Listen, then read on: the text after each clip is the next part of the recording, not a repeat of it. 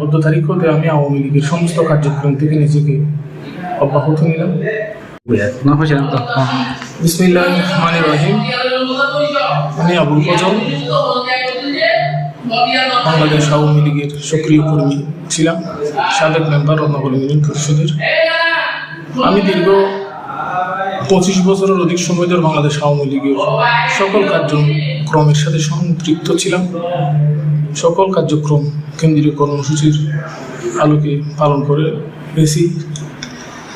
বাংলাদেশ আওয়ামী লীগের দীর্ঘ 16-17 বছর সরকারের আমলে আমি আবুল ফজল কোনো কিছু করতে পারি না।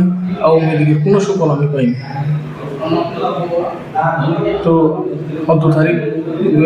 অদ্য তারিখ হতে আমি আওয়ামী লীগের সমস্ত কার্যক্রম থেকে নিজেকে অব্যাহত নিলাম। পাশাপাশি অব্যাহতি নেওয়ার মূল কারণ হচ্ছে